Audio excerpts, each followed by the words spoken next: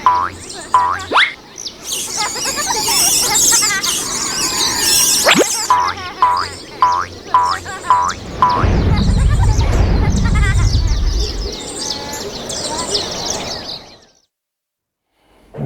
Assalamualaikum warahmatullahi wabarakatuh.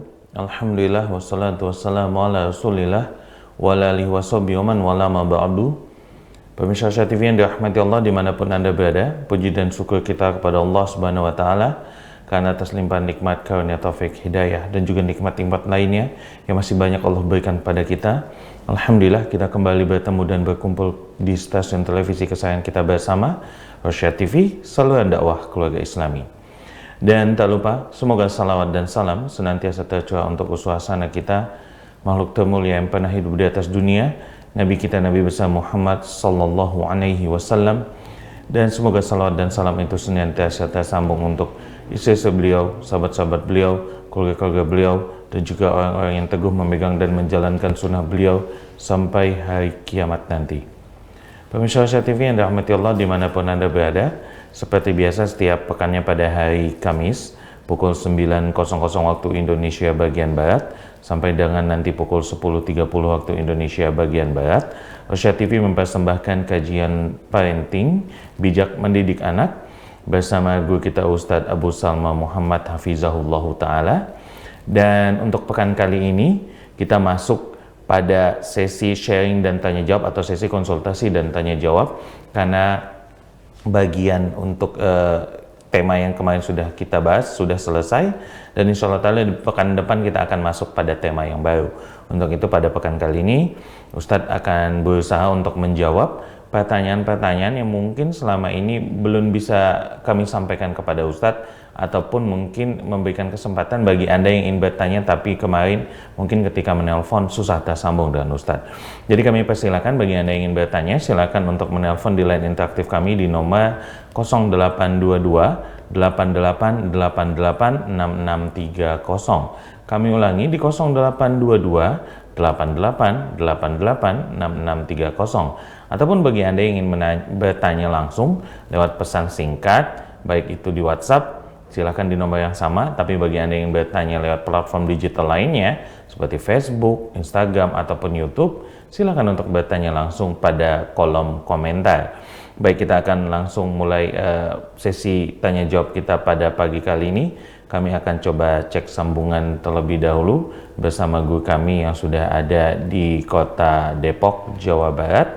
Kita akan coba sapa terlebih dahulu. Assalamualaikum warahmatullahi wabarakatuh, Ustadz. Ya, waalaikumsalam warahmatullahi wabarakatuh. Gimana kabarnya Ustadz? Sehat Ustadz? Alhamdulillah, Bang Giang sehat walafiat. Alhamdulillah, baik Ustadz. Ustadz, sudah bisa kita mulai untuk sesi tanya jawabnya Ustadz? Bisa insya Allah. Baik. Giang. Baik Ustadz. Kalau gitu, Ana izin untuk menyampaikan pertanyaan pertama kita pada pagi kali ini ya Ustadz. Nah, baik. Baik Ustadz. Kita akan mulai membacakan pertanyaan pertama. Bismillahirrahmanirrahim. Assalamualaikum Ustadz. Ana Ummu Ali izin bertanya. Belakangan ini saya sedang mengalami kesulitan meregulasi emosi anak kedua saya, laki-laki 2,5 tahun. Ketika ia sedang marah, saat ia menginginkan sesuatu, saya tidak paham maksudnya karena memang ia mengalami speech delay. Saya belum paham apa yang ia bicarakan. Lalu bagaimana saya harus bersikap Ustadz? Jazakallahu khairan, barakallahu fiik Ustadz. Nah, barakallahu fiha wa fiik wa fina jami'an. Nah, jadi memang di antara kendala kita sebagai orang tua ya, adalah kita seringkali kesulitan ya untuk memahami anak-anak kita ya. Apalagi anak-anak kita yang mengalami ya speech delay. Nah, jika dia mengalami speech delay, nah ya berarti ini anak juga dia akan sering mengalami kesulitan-kesulitan untuk menyampaikan perasaannya dia, menyampaikan keinginannya dia, menyampaikan pikirannya dia. Nah, ketika dia kesulitan, kemudian dia merasa tidak dipahami, tidak dimengerti, akhirnya dia frustasi nih. Nah, rasa frustasi dari anak inilah yang akan menghantarkan anak seringkali mereka ya sesuai dengan perkembangan usianya, yaitu supaya mereka itu bisa segera direspon dan dimengerti, diantaranya dengan cara marah-marah, ngamuk-ngamuk, bahkan kadang-kadang sampai tantrum ya. Nah, ini semua mengharuskan kita sebagai orang tua harus sabar. Ya, sabar menghadapi mereka, tidak turut tersulut dengan emosi mereka, tetap tunjukkan kasih sayang dan berusaha memahami ya keinginan atau yang dimaui oleh anak kita.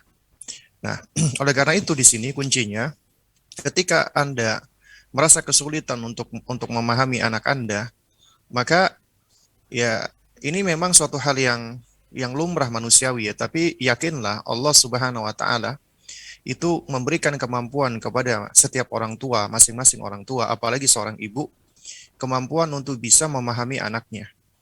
Karena itu, ya, kita terus berusaha untuk memahami anak kita dan mengenali mereka. Dan juga kita berusaha untuk berempati dengan mereka. Berusaha untuk menggali ya apa yang mereka rasakan, apa yang mereka inginkan, apa yang mereka mau dan seterusnya. Nah, di antara caranya ya selain melihat gelagat atau melihat gerakan-gerakan fisiknya, melihat ekspresi wajahnya, melihat mimik wajahnya, dan melihat gestur tubuhnya, juga kita ajak mereka ngobrol.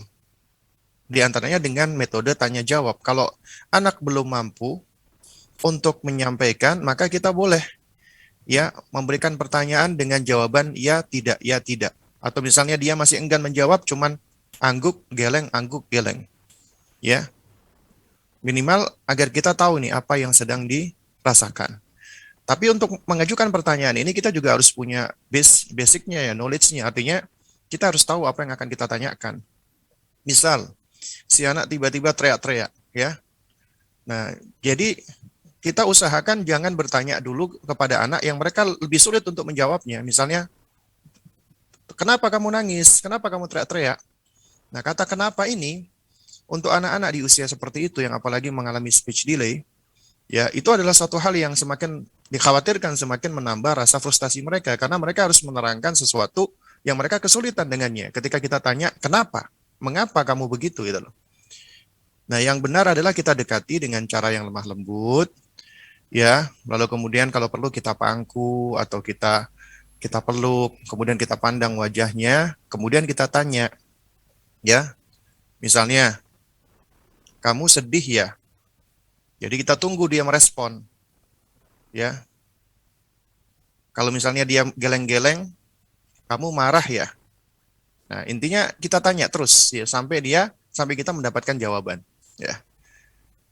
Nah, jadi mungkin awal-awal kita minta dia untuk memberikan jawaban dengan mengangguk, menggeleng, mengangguk, menggeleng. Berikutnya kita dorong dia untuk memberikan jawaban ya, tidak, dan terus berkembang sampai dia juga belajar untuk melabeli emosinya, ya. Nah, ini tentunya butuh proses. Ya. Misalnya si anak ini ya dengan kita ajarkan seperti ini pelan-pelan ya, dia insya Allah akan juga belajar bagaimana dia bisa mengungkapkan emosi dan perasaannya. Umi, aku marah misalnya begitu, meskipun dia ngomongnya masih belum jelas. Dan untuk anak-anak yang speech delay sebenarnya ya, itu juga kita perlu untuk mengevaluasi ya pola asuh kita selama ini karena banyak faktor sebenarnya. Ya, bisa jadi orang tua yang kurang berinteraksi sama anak ya. Bisa jadi ya ini uh, sebagian dari faktor ya. Artinya uh, penyebabnya bisa jadi berbeda-beda. Ya, bisa jadi karena kurang stimulasi, bisa jadi bahkan overstimulasi. Overstimulasi terlalu berlebihan di dalam stimulasi juga sama. Itu bisa menyebabkan delay speech. Di antaranya dengan mengajarkan anak sebelum dia mampu untuk memberikan respon dengan bahasa ibunya sudah diajarkan bilingual atau trilingual. Itu untuk beberapa anak ini suatu hal yang membentuk confuse. Ya, mereka bingung, akhirnya mereka ngomongnya bercampur-campur. Karena itu yang tepat adalah ketika Anda hendak mengajarkan bahasa kedua, bahasa ketiga, ya biarkan dia menyelesaikan dulu bahasa pertamanya, sehingga dia sudah bisa nih menyampaikan dengan jelas, dengan terang, apa yang ada di dalam pikirannya, apa yang dia rasakan, baru itu anak siap sebenarnya untuk belajar bahasa berikutnya. Tapi kalau ini anak bahasa ibunya, bahasa utamanya ya, bahasa lidah sehari-harinya saja belum selesai, udah diajarkan bahasa Jepang, bahasa Inggris, bahasa Korea, atau bahasa-bahasa lainnya, juga sama. Termasuk bahasa Arab, bukan artinya ngajarin bahasa Arab jelek loh ya, jangan salah paham ya. Bagus mengajarkan bahasa Arab. Bahkan kalau Anda udah biasakan mereka bahasa Arab dari kecil, sehari-hari Anda bicara bahasa Arab, itu bagus. Itu bisa menjadi bahasa bahasa utama mereka. Nah, tapi kalau orang tuanya bahasa Arabnya juga nggak bisa, maka selesaikan dulu bahasa bahasa sehari-hari gitu loh. Ya, tuntaskan dulu, baru kemudian kita ajarkan bahasa Arab. Ya, atau kita carikan guru supaya dia bisa belajar bahasa Arab. Ya.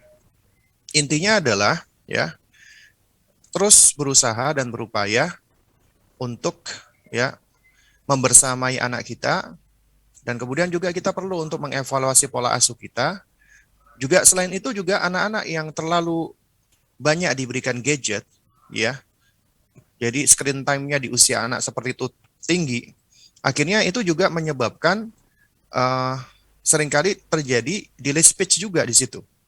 Ya, karena mereka kurang terstimulasi dalam hal yang lain-lainnya ya. Makanya perlu untuk melihat dan berkonsultasi, boleh silakan berkonsultasi dengan orang yang ahli, dengan pakar yang memahami tentang ilmu perkembangan anak ya, secara medical, secara medis maksudnya. Ya silakan berkonsultasi ya, agar bisa kita menstimulasi agar supaya anak kita tadi itu bisa berbicara sesuai dengan fase tingkat usianya. Jadi kesimpulannya adalah terus bersabar, terus bersamai anak, terus ajak dia berkomunikasi, terus berusaha berempati, gunakan cara-cara yang ramah, gunakan cara-cara yang tidak menekan anak atau semakin menambah frustasi anak, diantaranya dengan cara yang lemah lembut. Kemudian kita tanya dengan jawaban yang simple buat mereka, ya tidak gitu kan. Nah memang ini bukanlah suatu hal yang mudah, tapi juga bukan suatu hal yang tidak bisa dilakukan gitu loh. Dan sesuatu hal yang mungkin tampaknya sulit, tapi kalau kita lakukan, kita kerjakan dengan senantiasa memohon pertolongan Allah, insya Allah akan Allah mudahkan. Dan banyaklah berdoa kepada Allah, minta pertolongan kepada Allah, minta kemudahan kepada Allah, ya, dan ucapkan Allahumma la sahla illa ma ja'altahu sahla. Ya Allah, tidak ada kemudahan kecuali yang Engkau jadikan sesuatu itu mudah. Karena apapun itu apabila Allah jadikan mudah, insya Allah mudah. Nah, Allah alam sawab. Baik Ustaz, jazakallah khairan, barakallahu fikum atas jawabannya. Semoga tadi Ummu Ali yang bertanya bisa terjawab dengan baik pertanyaannya. Baik, kita akan pindah ke pertanyaan berikutnya. Bismillah, saya Ummu Fatih. Ustadz, bagaimana menyikapi kalau anak melawan kata-kata baik yang kita sampaikan karena sikapnya yang salah, diberi penjelasan begitu? Ya, disebutin usianya nggak? Nggak ada disebutin usianya, Ustadz. Baik. Kalau gitu kita anggap usianya usia di bawah 7 tahun ya, karena kita Ya, membahas fase usia gulam ya. Karena tentunya pendekatan di usia di atasnya berbeda. Sebagaimana kita tahu ya, di dalam kajian-kajian kita yang sudah lewat, bahasan kita yang sudah lalu, anak usia dini mereka memiliki karakter-karakter yang memang unik ya, berbeda dengan fase-fase yang lainnya. Tapi fase tufulah atau fase gulam ini adalah fase yang krusial dan penting di dalam membangun ya karakter dan membangun sifat-sifat anak di step-step berikutnya, di fase-fase berikutnya. Ya. Jadi ini fase yang sangat krusial sekali. Karena itu mengenal fase karakteristik dari fase ini itu suatu hal yang urgent, yang penting. Nah, di antaranya adalah anak di usia ini mereka itu memiliki sifat ada mutamayyiz bainal khata' was shawab. Belum tahu atau belum bisa membedakan ya secara utuh ya antara yang baik dan yang buruk. Ya, antara yang benar dengan yang salah, antara yang berbahaya dengan yang bermanfaat dan seterusnya. Ya. Karena memang fase perkembangan kognisinya ya sedang berkembang sehingga mereka belum memiliki kemampuan yang utuh tentang hal ini. Karena itu tugas kita sebagai orang tua adalah harus memberikan pijakan-pijakan. Artinya sebelum Anda menyalahkan anak atas ucapannya atau perbuatannya, kita nggak boleh menyalahkan dulu sebelum kita mengajarkan tentang mana yang salah dan mana yang benar, ya. Jadi jangan sampai kita menyalahkan anak sebelum dia tahu konsep salah dan konsep benar. Dan untuk mengajarkan konsep salah dan konsep benar juga butuh cara yang hikmah, ya. Di antaranya adalah dengan cara keteladanan. Kenapa demikian? Ya, karena kata Fadilatul Syekh Muhammad Jamil Zainu, ya, rahimahullahu taala, ya, umumnya anak-anak itu adalah, ya, apa yang Anda perlihatkan kepada mereka, maka itulah yang dianggap baik oleh mereka. Dan apa yang tidak Anda kerjakan, maka itu yang dianggap, ya, buruk oleh mereka. Karena tidak mereka saksikan pada orang tuanya. Dianggap itu suatu hal yang asing, yang aneh. Orang tua yang sering mengumpat, berkata kotor, maka itu akan dianggap suatu hal yang baik oleh anak kita. Karena apa yang mereka saksikan itu lebih dominan mempengaruhi mereka daripada apa yang mereka dengar. Demikian pula ketika orang tua itu jarang sholat, ya, maka anak akan merasakan asing dengan sholat, ya. Nah, sesuatu yang asing itu umumnya akan cenderung dijauhi dan dimusuhi. Ya, tabiat manusia itu asalnya seperti itu. Karena itu orang tua yang jarang menunjukkan kebaikan-kebaikan, maka kebaikan akan menjadi hal yang asing untuk dirinya. Meskipun Anda berikan nasihat. Karena apa yang mereka saksikan itu yang lebih dominan mempengaruhi mereka. Jadi, untuk mengajarkan hal ini ya harus diawali dengan qudwah. Karena yang namanya pendidikan itu nggak bisa lepas dengan bil qudwah. Ya, bahkan kaidahnya, ya, al-qudwatu al-hasana itu muqaddamah min al-mau'izatil hasanah. Ya, afwan. Jadi al-uswa atau al-qudwa al-hasanah muqaddam. Ya, yang namanya keteladanan yang baik, contoh yang baik itu lebih dikedepankan daripada al-mau'izah al-hasanah, daripada nasihat yang baik. Padahal kita tahu yang namanya pendidikan kan nggak bisa lepas dari yang namanya mau'izah. Itu penting. Bahkan Allah ketika ketika memberikan potret bagi kita sosok manusia yang istimewa untuk dijadikan teladan bagi kita di dalam mendidik anak, yaitu Luqman alaihissalam. Ya, Allah ketika menceritakan beliau, Allah awali dengan wa idz qala Luqmanu libnihi wa huwa ya'idhuhu. Ingatlah ketika Luqman itu berkata kepada anaknya, sementara Luqman itu sedang menasehatinya. Karena memang nggak bisa lepas dari nasihat, mau'idhah. Ya. Nah, tapi ternyata al-uswah al-hasanah itu lebih dikedepankan. Karena ini selaras dengan firman Allah, "Qu anfusakum wa ahlikum nara", jagalah diri kalian, ya, dan keluarga kalian dari neraka. Allah seru kepada kita pertama kali anfusakum, diri kalian, diri kita dulu. Menjaga diri kita tentu harus lebih dikedepankan. Dengan cara, ya, kuncinya dua sebenarnya, ilmu dan amal. Belajar dan mempraktekkan. Dengan belajar dan mempraktekkan maka akan terbentuk, ya, suatu hal yang konkret, ya. Jadi ilmu akan bermanfaat ketika diamalkan dan amal akan lurus ketika berangkat dari ilmu. Ketika dua hal ini ada pada diri orang tua, maka dia akan menjadi uswah, akan menjadi qudwah yang baik. Nah, jadi itu kuncinya yang harus kita pahami. Ya, terus kemudian juga yang berikutnya lagi, ya, sekali lagi kita perlu untuk terus mengenal anak kita, kondisi mereka. Jadi seakan-akan kita ini sebagai orang tua, ya, itu dituntut dalam tanda kutip, ya, untuk bisa mengerti dan memahami mereka, anak-anak kita. Karena, ya, seseorang tentunya akan kesulitan untuk bisa memanage, ya, atau mengatur, mengelola suatu amanat apabila dia nggak ngerti, tidak mengetahui tentang amanatnya, ya. Oleh karena itu, seseorang akan menjadi lebih bijak dan lebih hikmah apabila dia berusaha untuk mengenal apa yang menjadi amanat dan tanggung jawabnya. Dalam hal ini adalah anak, ya. Kita tahu anak adalah amanat dari Allah. Dan untuk bisa melaksanakan amanat itu dengan sebaik-baiknya, maka kita harus mengenal amanat tersebut, anak kita. Dan mengenali mereka itu tentunya, ya, harus dengan utuh, ya. Berangkat dari ilmu.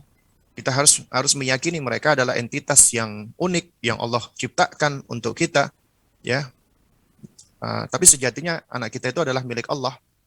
Dan di situ ada tujuan terbesar yang harus kita lakukan, yakni mendidik mereka. Allah titipkan kepada kita agar kita memprepare anak kita tersebut agar mereka siap melaksanakan tujuannya diciptakan sebagai hamba Allah, beribadah kepada Allah Subhanahu wa taala, ya.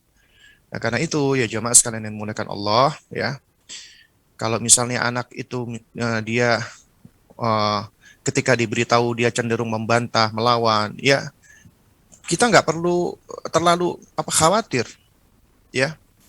Karena ini adalah di antara fase, ya sebagaimana kita udah terangkan ya di kajian-kajian yang kita yang lalu, di antara karakter mereka selain mereka belum bisa memilah baik dan buruk, inat. Mereka suka membantah, suka ngeyel gitu loh. Dan ini bagian dari perkembangan anak kita secara alami, ya sesuai dengan sunnah kauni Allah. Mereka sedang mengenali diri mereka, mengenali keinginan mereka, mengenali kemauan mereka, mengenali emosi mereka. Ya, dan itu juga merupakan bagian dari mekanisme mereka merespon dengan apa yang ada di sekelilingnya. Ya. Nah, jadi tugas kita sebagai orang tua adalah tetap terus mengarahkan. Ya. Dan ini kuncinya memang sabar, ya. Terus membersamai, misalnya, nah, jangan ngomong kayak gitu ya, dia malah mengulang-ulang. Nah, berarti ada yang keliru nih. Kelirunya apa? Pendekatan atau cara kita. Ya. Berarti ada yang keliru. Cara atau pendekatan kita. Kenapa demikian? Karena kadang-kadang anak-anak itu, mereka itu sebagaimana kita tahu ya di usia-usia di bawah 7 tahun ya, itu adalah usia di mana mereka ingin mencari perhatian. Nah, di antara mencari perhatian mereka adalah ya mereka tetap menganggap ketika orang tua itu ngomel-ngomel, marah-marah ya, itu juga merupakan bagian perhatian. Karena anak-anak itu lebih cenderung memilih ya orang tua itu ngomelin mereka, marah-marah kepada mereka daripada orang tua mendiamkan mereka atau cuek. Makanya anak-anak yang seringkali dianggap berbuat kenakalan dalam tanda kutip ya, itu sebenarnya bukan artinya mereka tuh nakal sebenarnya. Tapi mereka sedang mencari perhatian agar mereka diperhatikan. Karena selama ini mereka merasa mungkin diabaikan. Sehingga ketika mereka melakukan perbuatan-perbuatan yang kita anggap orang dewasa menganggap nakal, sejatinya mereka tuh sedang mencari perhatian orang dewasa. Nah, ini yang seringkali tidak dipahami oleh kita sebagai orang tua gitu deh. Kenapa? Karena kita kurang berempati. Padahal seharusnya kita mampu untuk berempati. Karena kita pernah menjadi anak-anak. Nah, sementara anak-anak juga, ya kalau mereka tidak bisa berempati dengan kita, ya manusiawi, lumrah. Karena mereka belum pernah menjadi orang tua, belum pernah menjadi orang dewasa. Nah, karena itu, ya kita harus tetap terus membersamai, sabar, belajar, ya terus kemudian kita lakukan pendekatan ya yang tepat. Kalau misalnya ini anak diingatkan susah, maka gunakan cara metode mengingatkan yang tepat. Misalnya Anda katakan nggak boleh, jangan, tapi Anda dengan ekspresi yang penuh dengan dengan kesal, itu bisa ditangkap oleh anak. Kadang-kadang anak ini senang melihat orang tuanya itu ekspresinya lagi kesel gitu kan. Kadang-kadang mereka tuh merasa puas. Kenapa? Karena itu dianggap mereka adalah bagian dari perhatian gitu loh. Sementara mereka belum begitu tahu tentang emosi ya. Artinya ada emosi yang baik, yang positif, dan yang negatif. Jadi ketika orang tuanya marah, itu pun juga dianggap sebagai bentuk perhatian. Ya. Nah, oleh karena itu makanya, kalau misalnya anak ini susah dikasih tahu, ya, jadi lakukan pendekatan dengan cara, ya hindarkan kita banyak memberikan larangan. Ya, karena sesuatu yang sering digunakan, itu akan hilang efektivitasnya.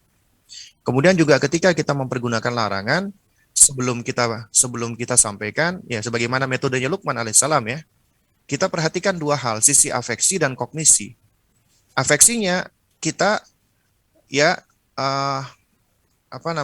kita sentuh dulu hatinya, kita sentuh dulu perasaannya dengan kata sapaan yang baik, dengan ucapan yang baik, dengan perhatian dan kasih sayang. Misalnya kita duduk di sampingnya, kita pangku dia, kita pandang matanya, kemudian kita sapa dia dengan sapaan yang baik. Sebagaimana Luqman alaihissalam, ya bunayya, itu menunjukkan ekspresi kasih sayang, menyentuh afeksi hatinya. Baru kemudian disampaikanlah nasihatnya. Nasihat itu bisa bentuk perintah, larangan, motivasi, ancaman, dan semisalnya sesuai dengan konteksnya, sesuai dengan kebutuhan. Kemudian baru setelah itu jangan lupa memberikan ta'lil, argumentasi, alasan untuk menyentuh akalnya, kognisinya, agar akalnya juga terstimulasi. Kayak Luqman mengatakan, la tusyrik billah, janganlah kamu menyekutukan Allah ya nak. Kenapa? Luqman mengatakan, inna syirka la zulmun azim. Karena sesungguhnya kesyirikan itu nak adalah kezaliman yang paling besar. Jadi disentuh pula akalnya, diberikan taklil ya. Nah, kalau kita perhatikan juga ya di dalam Al-Qur'an itu para nabi dan rasul ketika memberikan nasihat itu seringkali memberikan taklil. Contoh lainnya lagi misalnya Nabi Yakub alaihissalam ketika didatangi putranya Yusuf. Ya, Yusuf yang beliau baru mimpi ya. Beliau apa namanya? Beliau bermimpi melihat apa? Melihat bulan, bintang, ya 11 bintang, bulan dan matahari sujud kepada beliau. Ya Allah abadikan dalam Al-Qur'an, wa idz qala Yusufu li abihi, ingatlah ketika Yusuf berkata kepada ayahnya, ya abati inni ra'aitu ahada asyara kaukaba wasyamsa wal qamara ra'aituhum li sajidin. Ya wahai ayahanda, ya sesungguhnya aku melihat ada 11 bintang, matahari dan bulan, semuanya itu sujud kepada aku. Terus kemudian perhatikan apa kata Yakub. Ya, Nabi Yakub alaihissalam adalah nabi yang Allah karuniakan ya kemampuan untuk takbir mimpi. Demikian pula Yusuf ya. Yusuf kelak juga akan menjadi salah satu nabi yang pandai mentakbir mimpi. Nah, alih-alih Nabi Yakub menjawab pertanyaannya Nabi Yusuf karena beliau udah tahu nih maknanya. Lalu beliau memberikan nasihat, qala ya bunayya la taqsus ru'yaka ala ikhwatika. Beliau berkata, ya bunayya wahai ananda, janganlah kamu ceritakan mimpimu itu kepada abang-abang kamu ya. Itu nasihatnya Yakub. Dan beliau nggak berhenti sampai di situ. Beliau terangkan alasannya, fayakidula kakaida, nanti mereka akan berbuat ya tipu daya kepada kamu. Kemudian diterangkan lagi, ditekankan lagi, inna syaitana lil insani aduwwum mubin. Sesungguhnya syaitan itu adalah musuh yang nyata bagi manusia. Ya, karena syaitan itu yang banyak menggelincirkan manusia dari jalan Allah Subhanahu wa taala. Ya. Nah, kemudian kalau kita kembali lagi ya ke surat Luqman misalnya, ya. Kalau kita kembali lagi ke surat Luqman, kalau kita lihat ya nasihat Luqman yang lainnya, ya. Misalnya ketika Luqman memberikan perintah nih, kalau tadi larangan ya, ini perintah.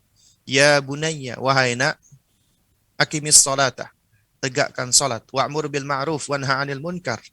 Beramar ma'ruflah dan nahi mungkarlah, wasbir 'ala ma asabak, dan bersabarlah atas apa yang menimpa kamu. Kemudian dikatakan inna dzalika min azmil umur. Sesungguhnya yang demikian itu nak termasuk urusan yang sangat dikuatkan, yang sangat diperintahkan. Diterangkan alasannya, salatlah, amar ma'ruf nahi mungkar, sabar, karena itu adalah hal-hal yang paling dikuatkan ya. Atau kemudian di ayat berikutnya misalnya Luqman alaihissalam mengajarkan adab ya. Dan beliau lakukan pertama kali dengan kalimat larangan dulu. Ya, wala tusair khaddaka linnasi wala tamshi fil ardi marahan. Janganlah kamu memalingkan wajahmu dari manusia karena sombong, dan janganlah kamu berjalan di muka bumi ini dengan congkak. Ini kan larangan kan, tapi nasihat. Ya. Dan gak berhenti sampai di situ. Luqman terangkan alasannya. Apa alasannya? Innallaha la yuhibbu kulla mukhtalin fakhur. Sesungguhnya Allah itu gak suka dengan orang-orang yang membanggakan diri, yang congkak, yang sombong. Ya, jadi dikembalikan alasannya, ya Allah gak suka. Nah, kemudian di ayat berikutnya, Luqman memberikan kalimat perintah nih. Tadi kan larangan kan, sekarang perintah. Apa kata Luqman alaihissalam? Waqsid fi masyik, ya, waghdud min sautik. Ya, bersederhanalah kamu di dalam berjalan dan lunakkanlah suaramu. Nah, ini perintah. Dan gak berhenti sampai situ, diberikan lagi taklilnya. Apa? Dalam bentuk tamsil, inna ankaral aswati la sautul hamir. Karena sesungguhnya suara yang paling jelek itu adalah suaranya keledai. Jadi diberikan tamsil nih. Sesuatu yang ada di sekeliling kita. Ya, di sekeliling zamannya beliau. Ketika itu banyak keledai. Keledai ini diantara hewan yang suaranya paling jelek. Kata Al-Imam Al-Hasan Al-Basri rahimahullahu ta'ala, keledai itu suaranya paling jelek Karena diawali dengan apa? Dengan apa namanya? Dengan dengusan nafas ya yang menderu, kemudian diakhiri dengan lengkingan suara yang panjang. Dan ini adalah suara yang paling jelek. Orang mendengarkan tidak nyaman. Lukman melakukan pendekatan secara logik ini, memberikan perumpamaan. Anak-anak yang suka teriak-teriak, yang suka apa bicaranya teriak-teriak, nah, itu digambarkan sesungguhnya nak suaranya keledai ini suara yang paling jelek. Seakan-akan dikatakan kamu jangan teriak-teriak, ya, ya kamu jangan suka berteriak-teriak, ya. Jadi seperti suaranya keledai gitu loh, ya. Jadi diberikan tamsil, perumpamaan, dan masih banyak lagi contoh-contoh lainnya. Nah, sehingga dari sini penting kita perlu untuk belajar bahwa ketika kita melakukan pendekatan kepada anak kita nggak cuma sekedar kita larang, tapi kita sentuh dulu hatinya, afektif, dan kemudian kita sentuh ya akalnya, kognitifnya, dengan memberikan alasan-alasan yang tepat dan yang benar. Ya, nah ini diantara metodenya. Ya Allah alam bisawab. Nah, Baik Ustadz, jazakallah khairan barakallahu fikum atas jawabannya. Dan kami kembali mengundang Anda semua pemirsa Syah TV yang dirahmati Allah dimanapun Anda berada. Bagi yang ingin bertanya langsung silakan untuk menelpon di line interaktif kami di nomor 0822 8888 6630. Dan kita coba cek terlebih dahulu apakah sudah ada yang tersambung untuk penelpon pertama kita pada pagi kali ini. Assalamualaikum warahmatullahi wabarakatuh. Assalamualaikum. Waalaikumsalam warahmatullahi wabarakatuh. Waalaikumsalam. Dengan Ibu siapa di mana Ibu? Ini dari Muhasna di Padang. Baik, Umu Hasna di Padang, silakan untuk langsung bertanya kepada Ustadz Ibu. Oh gini Ustadz, anak saya kan umurnya, anak kedua ini umurnya perempuan dia Ustadz. Dia umurnya 4 tahun lebih. Saya Ya. udah berusaha mendidiknya secara Islami, nah Ustadz. Terus terkadang dia nanya berulang-ulang itu Ustadz. Umi, kenapa harus kita sholat gitu? Kenapa kita harus sholat gitu? Nah, terus yang baik-baik itu ditanyanya terus berulang-ulang. Nah, terus kadang yang didengarnya dari kawannya katanya, Umi boleh ulang tahun katanya gitu ya. Terus nggak diberi tahu alasan-alasannya terus larangannya gitu, dia masih dia terus-terus gitu.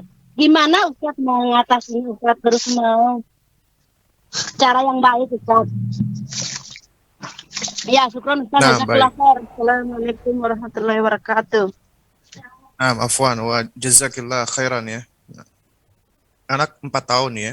4 tahun Ustadz. Ya kita lihat lagi ya di bahasan kita kemarin kan di antara sifatnya anak kan kathratul as'ilah. Banyak bertanya ini. Itu suatu hal yang alami dan bahkan bagus sebenarnya. Itu menunjukkan perkembangan anak ini.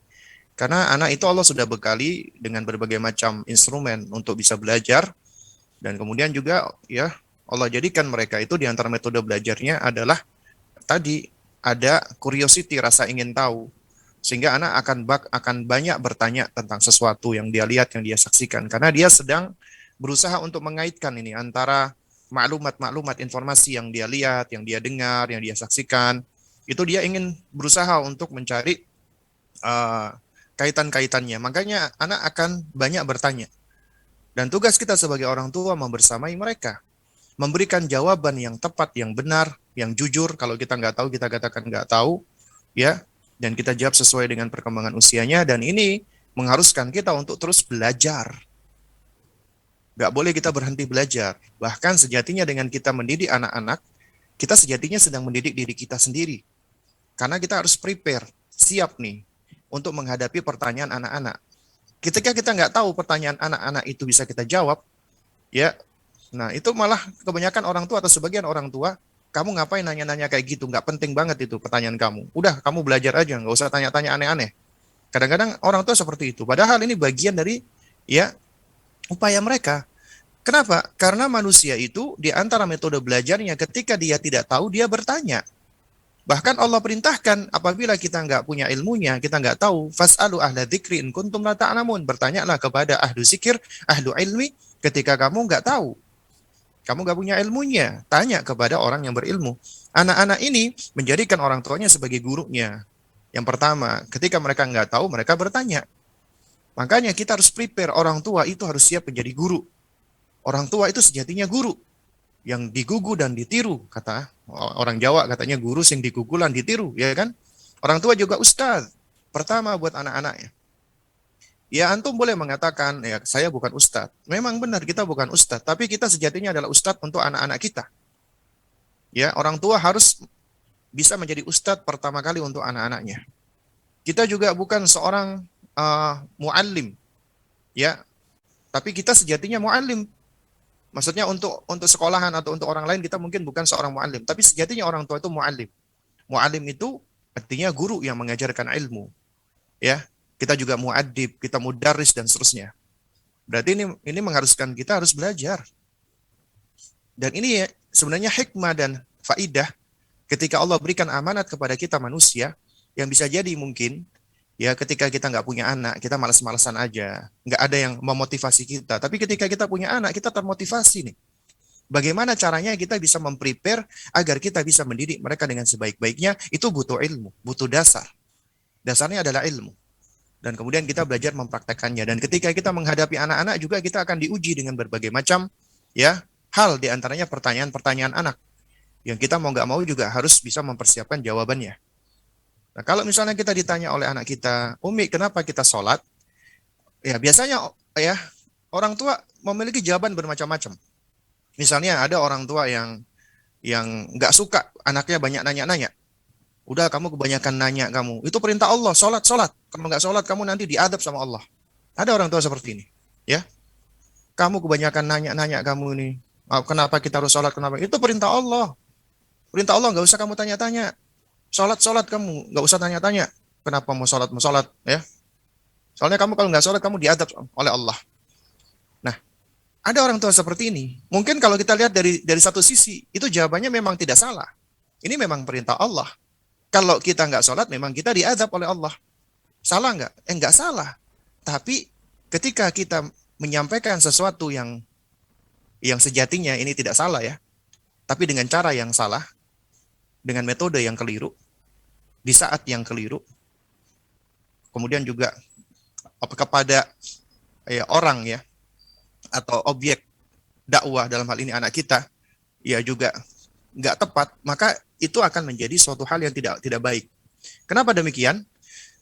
Karena jawaban seperti itu akan pertama membuat anak kita ya dia merasa ketika dia bertanya dia salah, padahal bertanya itu baik, ya bagian dari proses dia untuk belajar. Ketika dia diomelin atau dilarang untuk bertanya, seakan-akan bertanya itu suatu hal yang jelek atau yang buruk, yang tidak disukai, sehingga akhirnya itu akan bisa membunuh ya kreativitas dan membunuh semangat dia untuk belajar. Kemudian yang kedua, ya di dalam benaknya mereka yang masih anak-anak, ya ini kan benaknya anak-anaknya ya, kognisinya yang masih belum begitu berkembang optimal. Yang dia tangkap adalah perintah dan perintah ini perintah Allah. Nah, sementara belum tumbuh di dalam diri anak ini ma'rifatullah dan mahabbatullah, fitrahnya sudah ada tapi tidak ditumbuhkan oleh orang tuanya. Sehingga gambaran orang tua ketika berbicara tentang Allah itu cuma suka perintah doang, suka nyuruh. Kemudian dia gambarkan, kemudian dia bandingkan dengan uminya atau abinya. Oh, abiku juga suka nyuruh-nyuruh, umiku juga suka nyuruh-nyuruh. Allah lebih suka nyuruh-nyuruh lagi. Akhirnya kita membentuk imaji negatif, gambaran yang jelek, yang buruk tentang Allah. Allah itu seakan-akan suka nyuruh-nyuruh. Karena kenapa? Orang suka nyuruh itu biasanya butuh. Ya, butuh dengan orang yang disuruh. Butuh pertolongan, butuh ini, butuh itu. Nah, seakan-akan kita membangun gambaran kepada anak-anak kita, Allah butuh dengan kita. Allah butuh dengan kamu. Padahal nggak benar sama sekali. Allah nggak butuh dengan kita. Ya, karena kita melakukan pendekatannya dengan cara seperti itu. Kemudian yang ketiga, ya dengan cara memberikan ancaman yang tidak semestinya disampaikan di usia tersebut. Ya, anak ditakuti tentang siapa? Tentang Allah. Ya, misalnya dikatakan, ya kamu kalau nggak sholat, Allah akan mengadab kamu. Padahal mereka ini usia baroah nih. Ya, artinya sebelum balik mereka belum dosa gitu loh. Tapi ketika udah ditakuti Allah adab kamu, Allah akan hukum kamu, apa gambarannya? Orang tuanya suka marah, suka menghukum, suka ngomel, suka ini. Akan mendapatkan gambaran, Allah lebih suka menghukum lagi, Allah lebih suka marah lagi. Imaji negatif lagi yang terbentuk. Seakan-akan, mohon maaf ya, Allah itu jahat menurut mereka. Kenapa? Cara kita di dalam menyampaikan. Ya, yang keliru.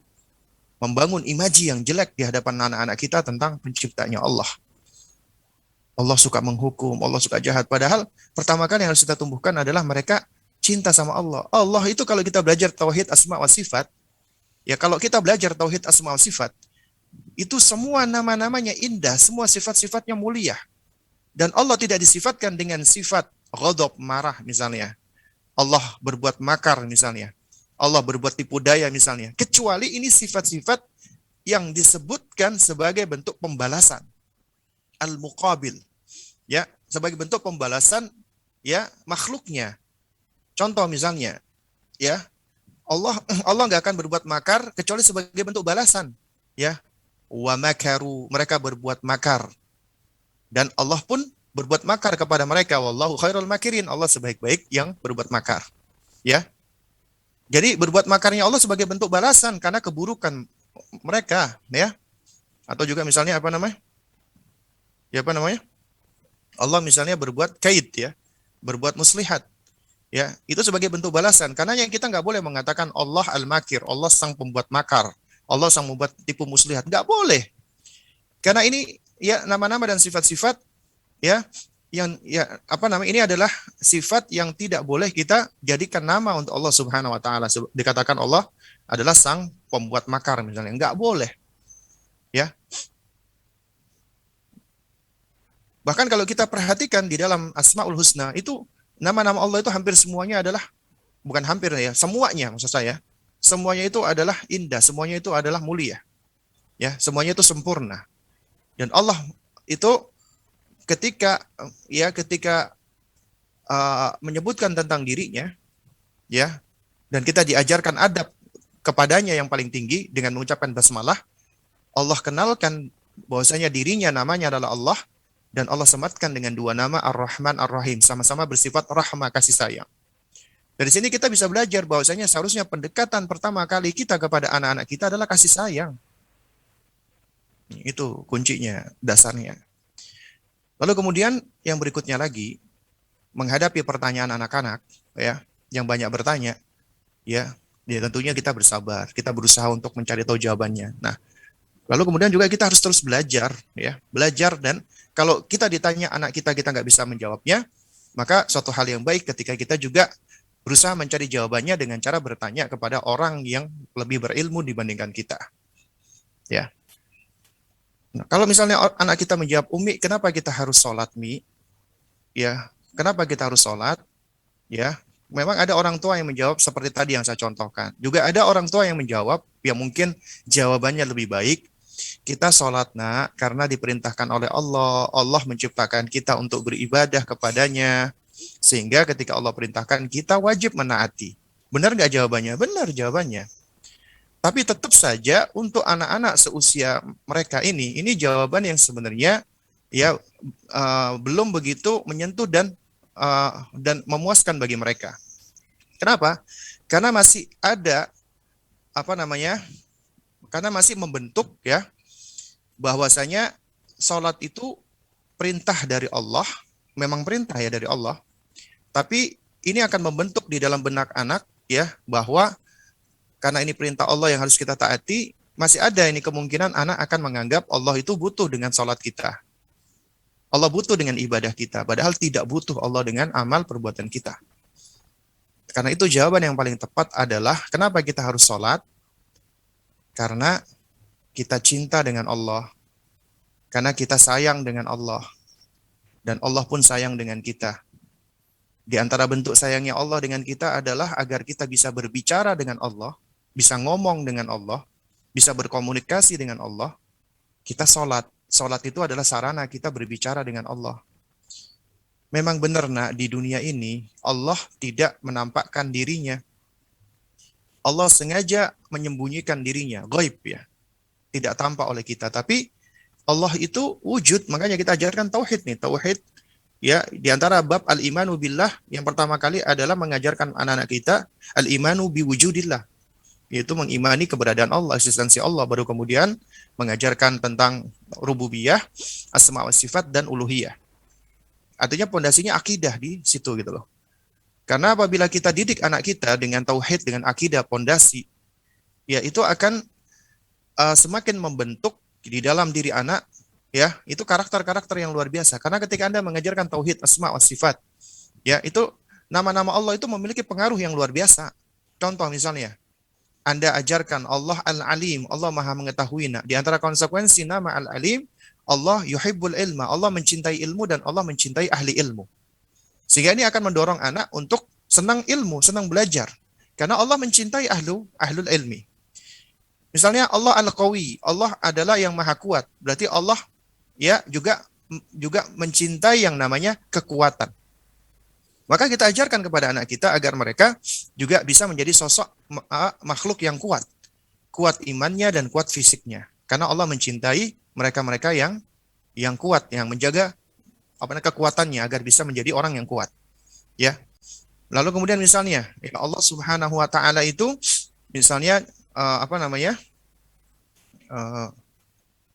An-Nasir yang maha menolong, ya. Nah, ini juga akan membangun ya pondasi di dalam anak kita menjadi sosok yang pemberani. Kenapa? Karena apapun kesulitan mereka, mereka yakin Allah maha menolong. Allah akan menolong mereka, ya. Dan al-jaza' min jinsil amal, balasan sesuai dengan amal perbuatan. In tansurullaha yansurkum wa yutsabbit aqdamakum. Apabila kalian menolong agama Allah, menolong Allah artinya menolong agama Allah, maka Allah akan menolong kalian dan menguatkan, mengukuhkan dan meneguhkan kedudukan kalian. Ya. Makanya nasihat Nabi kepada Abdullah bin Abbas, ihfadillaha yahfadka, ihfadillaha tajidhu tujahaka. Jagalah Allah, Allah akan menjaga kamu. Jagalah Allah, ya Allah akan menolong kamu, ya. Itu nasihat Nabi. Jadi artinya gini loh. Ketika Anda ingin mengajarkan kepada mereka suatu konsep ibadah, artinya kita yang butuh kepada Allah. Karena apabila kita melakukan suatu kebaikan, kebaikan itu akan kembali kepada kita. Makanya di antara di antara metode Luqman, ketika konsep syukur, Allah memberikan kepada Luqman alaihissalam itu Allah karuniakan karunia ya berupa apa? Berupa hikmah. Walaqad ataina Luqman al-hikmata anishkur lillah. Dan sungguh kami telah karuniakan kepada Luqman itu hikmah agar bersyukur kepada Allah. Kemudian kaidahnya adalah wa may yashkur fa inna may yashkuru li nafsi. Siapa yang bersyukur sesungguhnya dia bersyukur untuk dirinya, untuk kebaikan dirinya. Jadi tanamkan di dalam diri anak, ketika kamu berbuat kebaikan, ya kebaikan itu kembalinya kepada diri kita. Allah nggak butuh dengan kebaikan kita, dengan amal kita, dengan sholat kita, dengan puasa kita. Nggak butuh. Tapi kita yang butuh untuk beramal. Karena amalan itu akan kembali kepada kita. Kenapa demikian? Allah Al-Ghani, Allah Al-Hamid, Allah Maha Kaya, Allah Maha Terpuji. Sekiranya semua makhluk dari awal sampai akhir mereka berhimpun bersatu untuk berbuat ketaatan kepada Allah, itu tidak akan menambah kerajaan dan kesempurnaan dan kemuliaan Allah. Enggak akan. Tidak akan menambah kekayaan Allah. Enggak akan. Karena Allah udah Al-Ghani, Allah udah Maha Kaya. Artinya apa yang dilakukan makhluk itu enggak akan menambah lagi kekayaan Allah. Karena kekayaan Allah sudah sempurna. Demikian pula apabila seluruh makhluk dari awal sampai akhir, semuanya itu durhaka kepada Allah juga tidak akan mengurangi kekayaan Allah. Tidak akan mengurangi kemuliaan Allah. Tidak akan. Karena Allah sudah Maha Kaya. Apa yang dilakukan oleh hamba itu tidak akan menambahi dan mengurangi apa yang ada di sisi Allah. Yang ada adalah Allah begitu Maha Kayanya, Allah banyak memberikan kepada hamba-hambanya. Makanya jangan heran kalau Al-Hafidz Ibnu Qayyim rahimahullahu ta'ala mengatakan, ya bukanlah suatu hal yang mengherankan. Ketika al-mamluk, mamluk itu hamba, budak. Kita semua ini mamluk. Ya, budak ya yang dimiliki oleh Allah, yang diciptakan oleh Allah.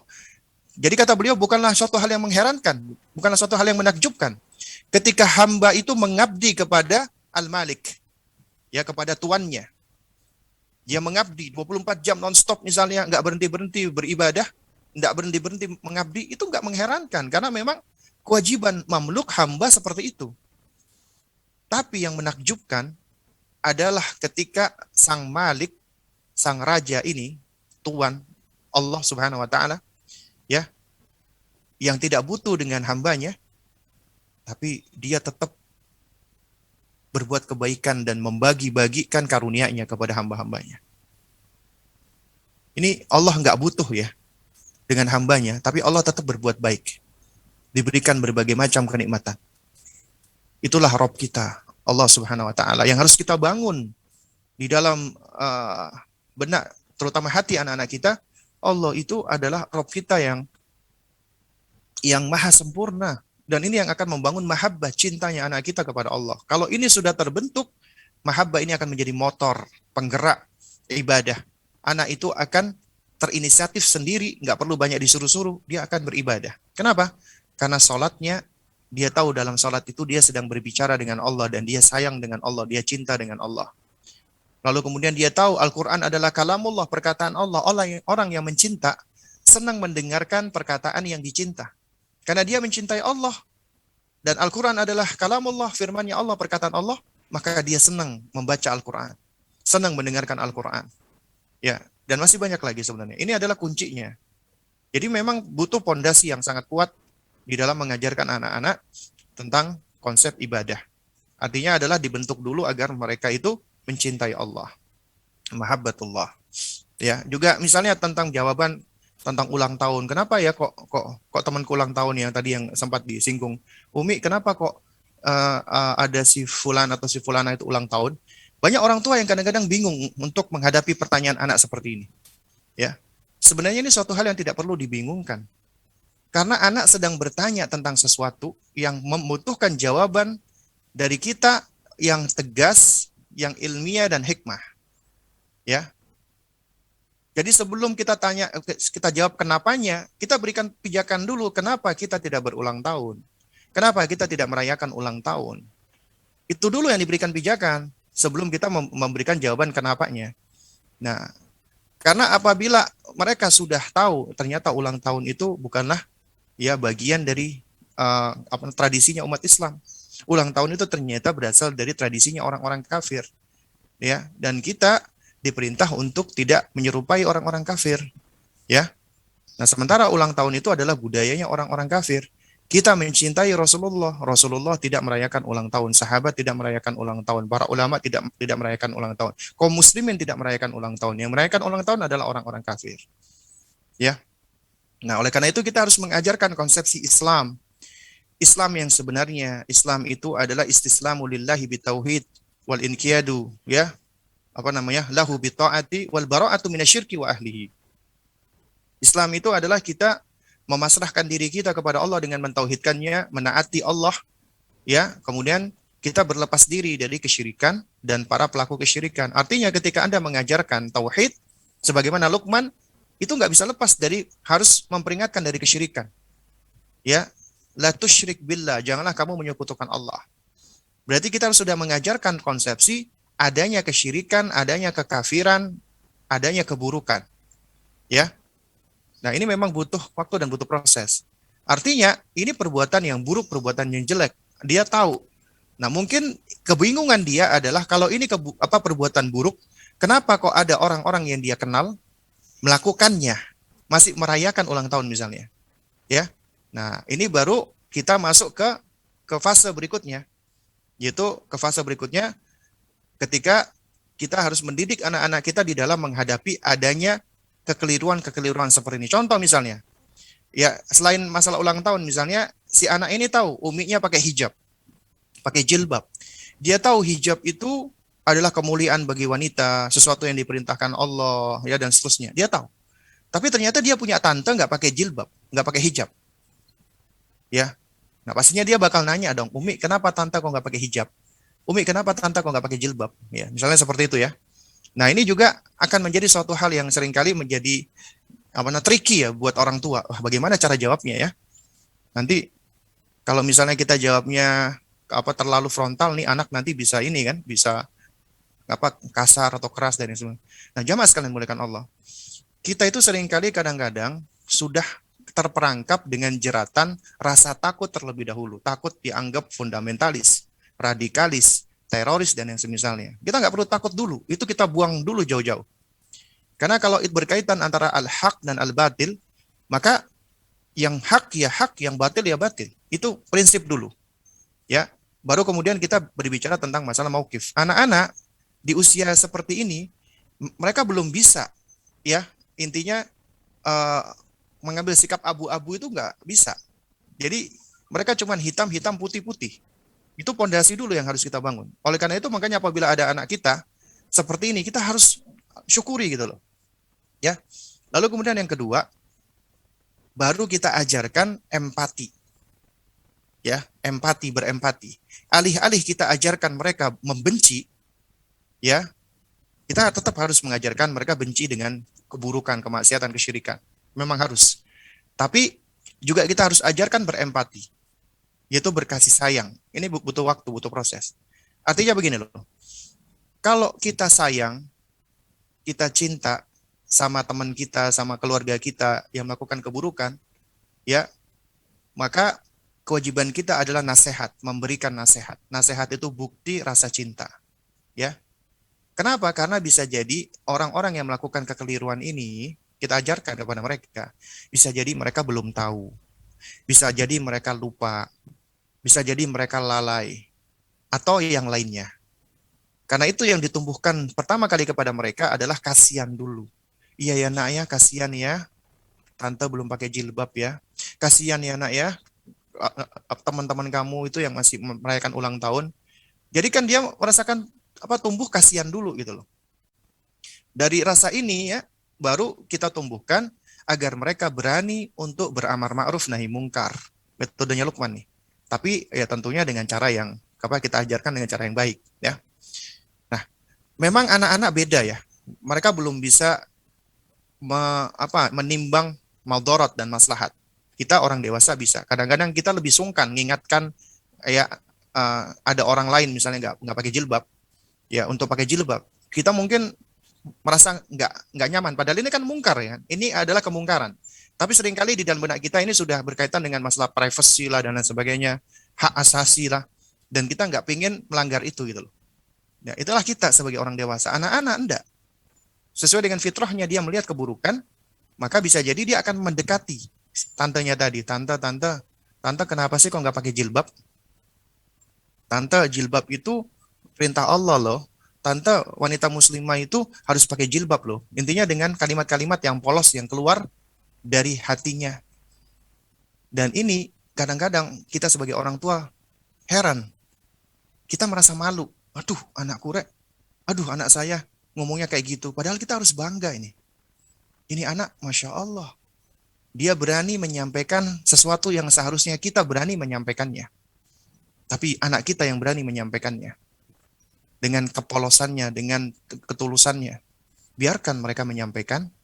Karena insya Allah kalimat yang berangkat dari kepolosan dan ketulusan, dari kesucian hatinya, itu akan lebih mudah merasuk ke dalam hati. Ya, orang yang diajak bicara tadi, dalam hal ini tantenya. Kita mungkin sudah lebih banyak penyakit hati, kotoran-kotoran hati. Sehingga ketika kita menyampaikan sesuatu, kita udah lebih banyak takutnya, udah lebih banyak khawatirnya. Ya, kita udah lebih banyak ini dan itunya. Sehingga kadang-kadang ucapan kita alih-alih dianggap sebagai suatu nasihat, dianggap ngapain kamu ngurus-ngurusin aku, malah berantem. Ya. Tapi berbeda sama anak-anak. Anak-anak umumnya ketika kalimat itu keluar dari hati, dari fitrahnya, ya, taruhlah mungkin ini si tantenya ini mungkin jaim atau lain sebagainya. Kamu ngapain sih ngurusin tante? Misalnya begitu. Tapi tetap namanya orang dewasa, dia akan berusaha untuk tidak akan memperlakukan anak ini seperti orang dewasa. Nggak akan dimarah-marahin, ngomel-ngomelin. Kamu ini ngurusin urusan tante, enggak.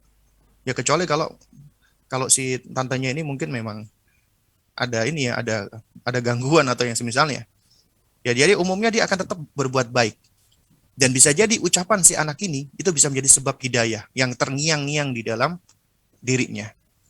Nah, karena itu makanya ini hal-hal yang harus kita tumbuhkan. Nggak usah khawatir kita, nggak usah takut. Ya, dengan ketika anak kita mempertanyakan sesuatu yang memang itu buruk ya, jelek, kita katakan itu buruk, itu jelek.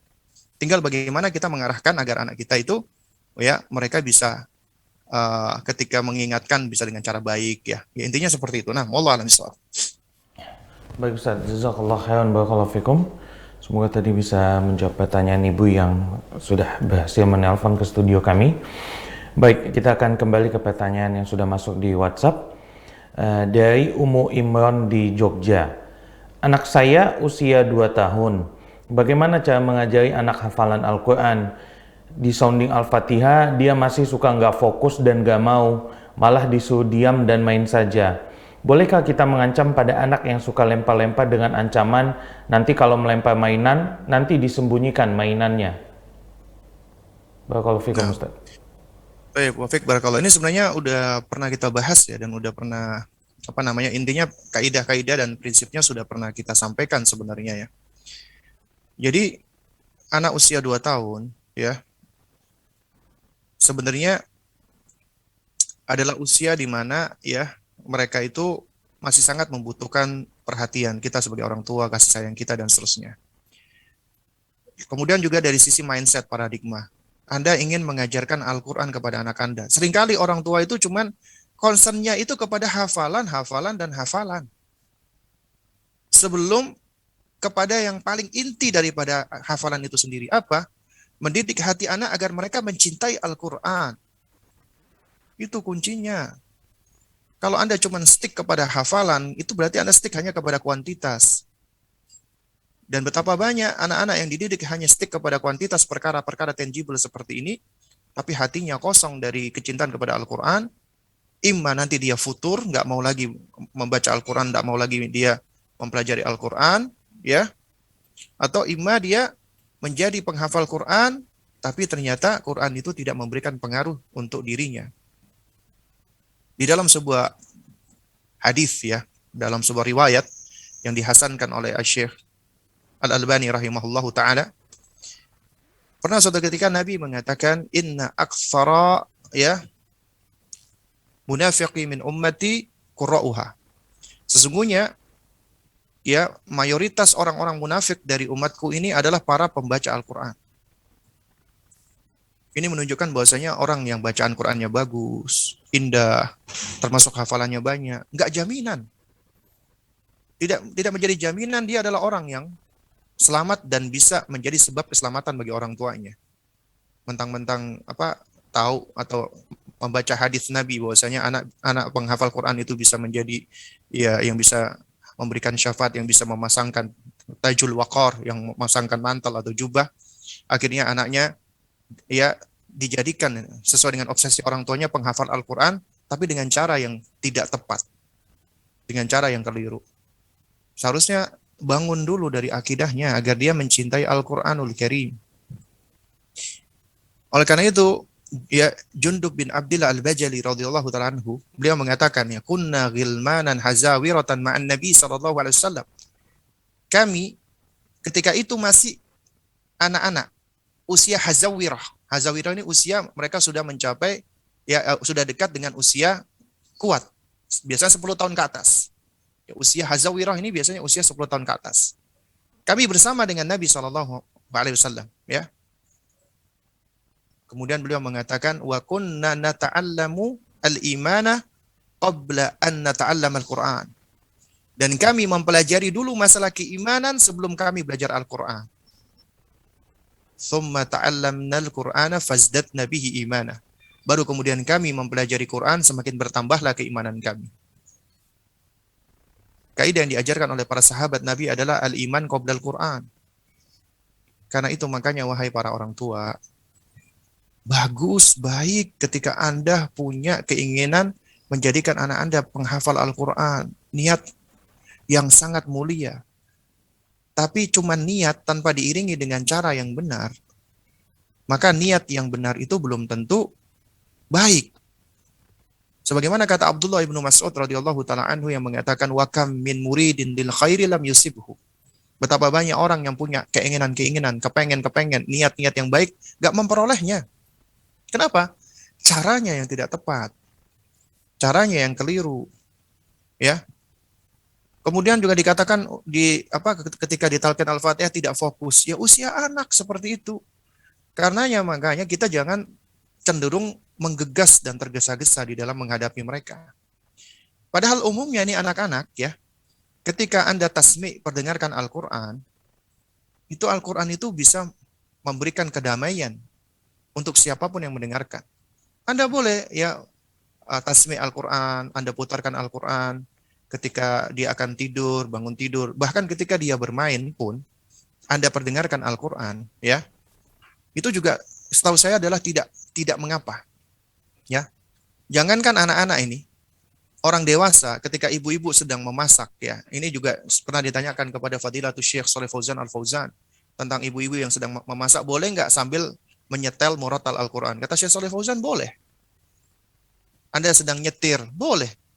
Yang nggak boleh adalah ketika Anda muter Al-Quran, kemudian Anda ngobrol sendiri. Artinya Anda melakukan aktivitas yang dapat memalingkan Anda mendengarkan Al-Quran.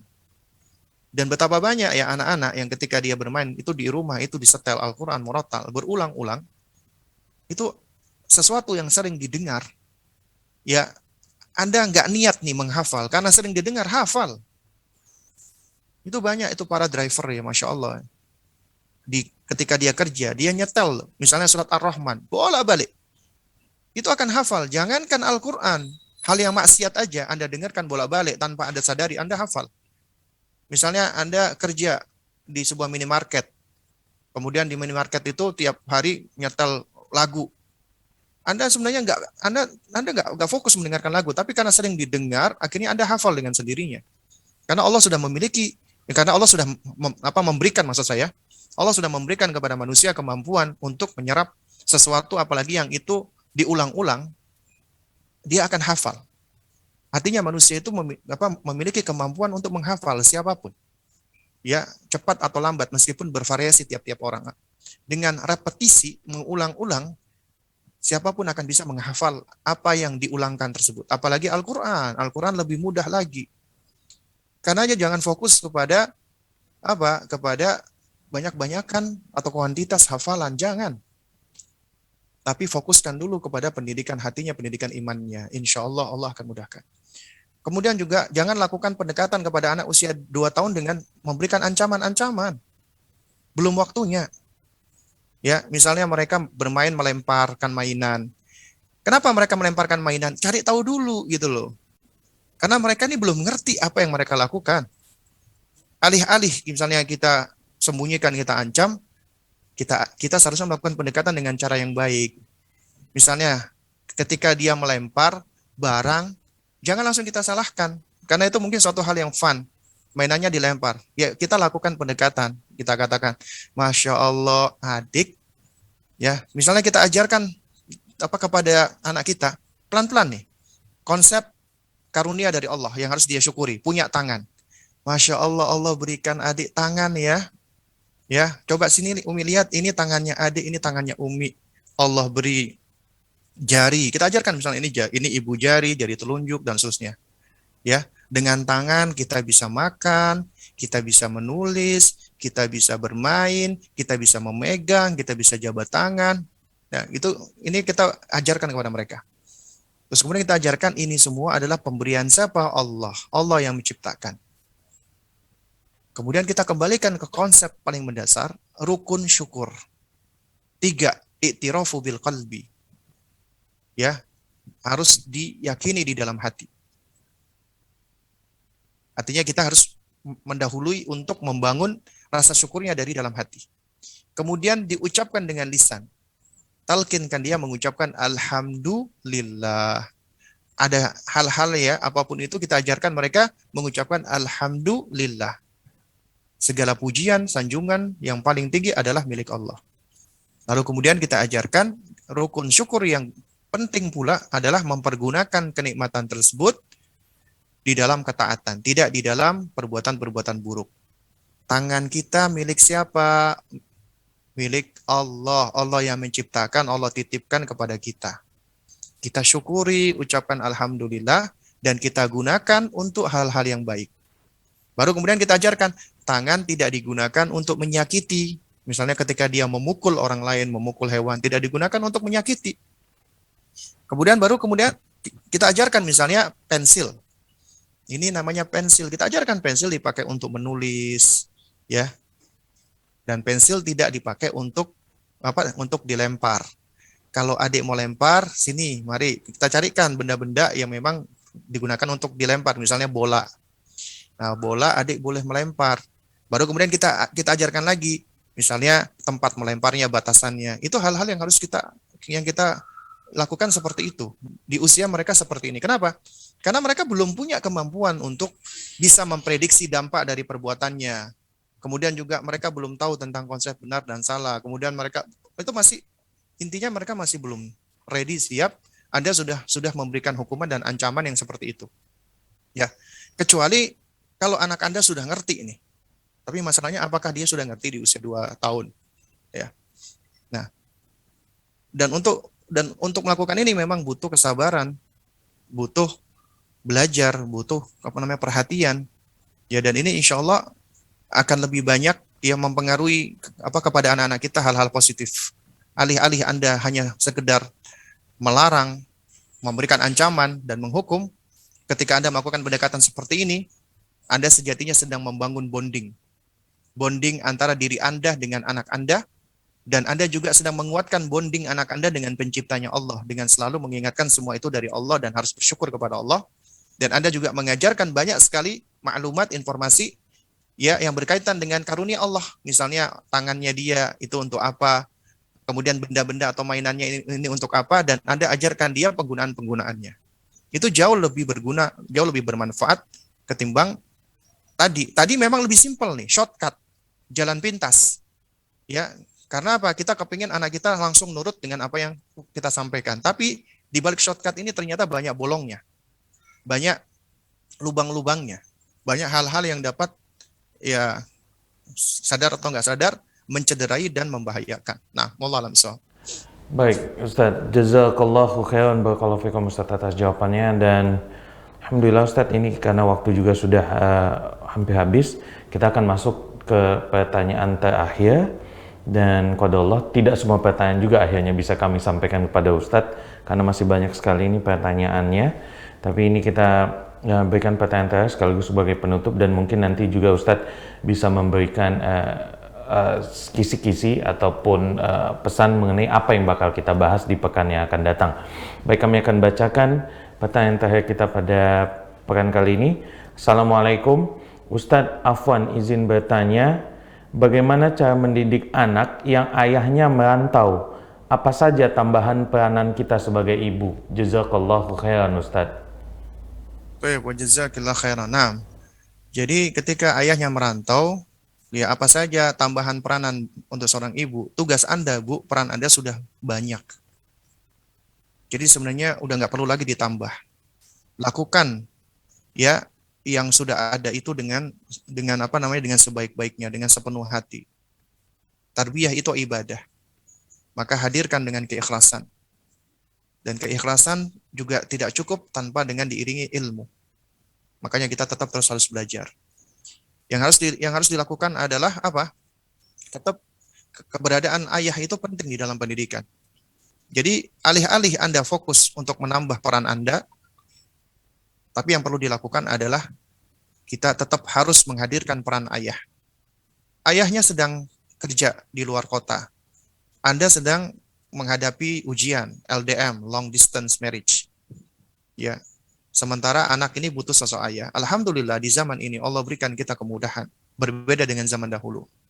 Allah berikan kita dengan berbagai macam kemudahan seperti teknologi. Seperti saat ini contohnya.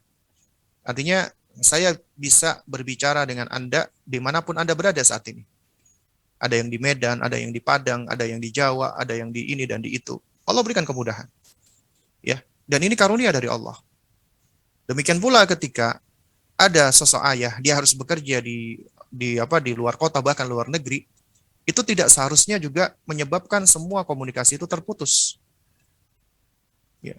Tetap kita harus hadirkan, ya, di antaranya dengan ya membuat jadwal rutinitas sang ayah untuk berbincang-bincang dan ngobrol dengan anaknya. Ini juga seringkali saya sampaikan. Dan ketahuilah ya jamaah sekalian, Anda hadir di sisi anak Anda 24 jam, tapi Anda nggak pernah hadir seutuhnya. Anda cuman membersamai secara fisik, tapi anak ngomong, ya, oh iya, cuman gitu doang. Tapi kita tetap sibuk dengan urusan kita. Ya, itu sebenarnya jauh lebih efektif ketika Anda meluangkan waktu. Taruhlah setengah jam saja, 30 menit, tapi Anda letakkan gadget Anda, pekerjaan Anda, urusan-urusan Anda membersamai anak Anda. Mendengarkan dia, merespon dia, mengapresiasi dia, kemudian Anda tertawa bareng dan seterusnya. 30 menit aja sehari, itu lebih bermanfaat, lebih efektif. Daripada mereka yang hadir 24 jam, tapi cuman kehadiran fisik. Demikian pula sosok ayah yang jauh. Dia bisa bikin schedule misalnya. pagi-pagi sebelum dia kerja, sore-sore atau siang jam istirahat, atau sore-sore atau malam sebelum tidur. Telepon anaknya, video call, ngobrol, ya. Nah, tapi tentunya dengan cara yang variatif ya. Bukan cuman bikin rutinitas. Nah, gimana kabarnya hari ini, Nak? Kamu hari ini apa namanya? Ngapain aja? Oh iya, oke. Ya udah ya, Nak. Terus ditutup. Besoknya lagi kayak gitu. Besoknya lagi kayak gitu. Ya ini jadinya garing. Ya, ini jadinya ya membosankan. Yang dilakukan adalah apa? Adalah kita juga perlu belajar untuk bervariasi. Apa yang perlu kita sampaikan, apa yang perlu kita dengar, ya.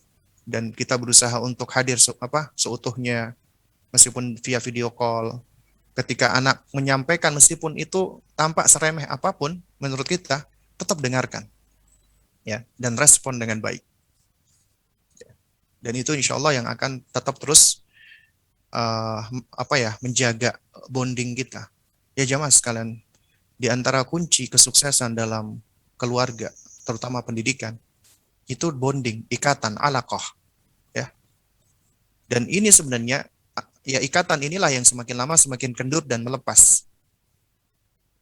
Dahulu ketika anak itu berada di perut ibunya, kemudian dilahirkan dan menyusui, tidak ada satupun ikatan yang paling kuat, ya, antara hubungan dari anak dengan orang tuanya kecuali seperti anak dengan ibunya. Itu ikatannya kuat. Karena anak ini dia tinggal bersama ibunya. Di tubuh ibunya, bisa merasakan detak jantungnya, turut merasakan apa yang dimakan oleh ibunya, dan juga turut merasakan emosi-emosi yang mengalir yang ada pada ibunya. Sehingga anak ini adalah sosok yang paling dekat dengan ibunya. Tapi sayangnya seiring dengan berjalannya waktu, ikatan ini semakin lama semakin kendur, semakin lepas. Anak yang tadinya begitu memahami ibunya dan ibu yang begitu memahami anaknya, intuisinya tinggi. Anak ini misalnya nangis, ibu itu Masya Allah tahu, ini anaknya kenapa nangisnya? Karena ngompol kah, lapar kah, kepanasan kah, gak nyaman kah, takut kah, tahu. Kenapa? Karena ada intuisi, ada bonding yang kuat. Tapi anehnya ketika anaknya sudah bisa bicara banyak, ibunya gak ngerti. Gak ngertiin anaknya. Anaknya juga gak ngerti ibunya. Karena bonding itu semakin jauh. Ya. Dan itu adalah problem. Nah, di antara kuncinya adalah bagaimana kita mempertahankan alaqah atau bonding atau ikatan atau attachment tersebut. Agar jangan sampai terputus dan terus kuat. Makanya yang namanya pendidikan, selain dengan cara yang arif kualin, dengan cara yang lemah lembut, adalah terus harus menjaga namanya hiwar wa tafa'ul. Dialog, diskusi, interaksi dengan verbal, dan juga tafa'ul, interaksi dengan perbuatan non-verbal. Dan itu harus terus dijaga agar membangun trust, membangun kepercayaan. Dan ini suatu hal yang tidak mudah, tapi akan Allah mudahkan bagi mereka-mereka yang tetap berusaha. Wallahu a'lam bishawab, mungkin ini yang bisa saya sampaikan. Dan sebagaimana tadi dikatakan Bang Jiang, insya Allah nanti kita di pekan depan, karena tadi katanya masih banyak pertanyaan, kita masih tetap itu dulu ya, kita tetap konsultasi dulu, tanya jawab dulu, ya. Baru nanti di pertemuan-pertemuan berikutnya kita akan membahas ya fase pendidikan anak usia yafi atau mumayyiz 7 tahun ke atas. Karena masih banyaknya pertanyaan, nanti insya Allah di pertemuan berikutnya kita masih tetap bertanya jawab dulu ya, dikarenakan mungkin masih banyak pertanyaan yang belum dijawab. Toib.